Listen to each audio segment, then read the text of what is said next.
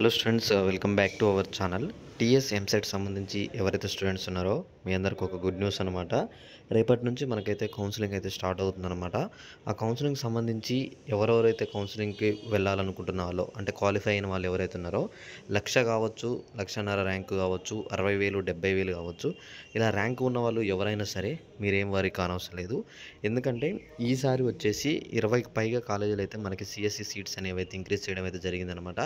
రేపు జరగబోయే కౌన్సిలింగ్లో వెబ్ ఆప్షన్స్ అనేది మీరు ఎలా పెట్టుకోవాలి, 1,00,000 ర్యాంక్ వచ్చిన వాళ్ళు ఏ కాలేజ్ పెట్టుకోవాలి మంచి కాలేజీలో, అలానే ఒకవేళ 10,000 కిందకి వచ్చిన వాళ్ళు ఎటువంటి టాప్ కాలేజీలో పెట్టుకోవాలి, వీటన్నిటి గురించి మీ అందరికీ నేను స్పష్టంగా అయితే చెప్తానమాట. వాటి గురించి కావాలనుకుంటే మీరు మన టెలిగ్రామ్ లింక్ ఉందన్నమాట డిస్క్రిప్షన్లో, త్వరగా వెళ్ళైతే ఆ గ్రూప్లో జాయిన్ అవ్వండి. మీకు అక్కడ నేను ప్రతి ఒక్క అప్డేట్ అనేది, అంటే మీరు ఏ కాలేజ్ లిస్ట్ పెట్టుకోవాలి, అలానే ఏ కోర్స్ పెట్టుకోవాలి, అక్కడ ఆ కాలేజీలో పెడితే వస్తుందా రావట్లేదా, వీటన్నిటి గురించి కూడా నేను స్పష్టంగా అయితే అక్కడ చెప్తానమాట. మీరు త్వరగా వెళ్ళి అందులో జాయిన్ అయ్యి మీకు ఏ డౌట్స్ ఉన్నా సరే అక్కడ నాకు మెసేజ్ కూడా చేయొచ్చు అనమాట.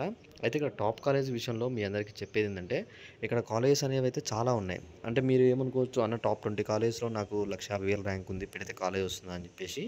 ఇలా ఎవరైతే ఉన్నారో 1,50,000 ర్యాంక్ ఉండి టాప్ కాలేజీలో పెడతాం అనుకున్న వాళ్ళు, మీరు ఏ కాలేజ్ ఫస్ట్ ప్రియారిటీ పెట్టాలి, అలానే మీకు వచ్చిన ర్యాంక్కి ఏ కాలేజీలో సీట్స్ అనేవి వస్తాయి అని చెప్పేసి ఒక పీడిఎఫ్ కూడా నేను మొత్తం గ్రూప్లో పెడతాను.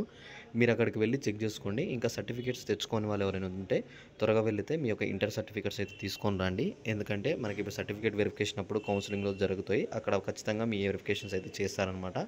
ఒకవేళ మీరు ఏదైనా సర్టిఫికేట్ లేకపోతే మిమ్మల్ని రిజెక్ట్ చేసే అవకాశాలు అయితే ఉన్నాయన్నమాట. మళ్ళీ మిమ్మల్ని రిజెక్ట్ చేస్తే మీరు ఎంసెట్ ద్వారా బీటెక్ అయితే జాయిన్ అవ్వలేరు అనమాట.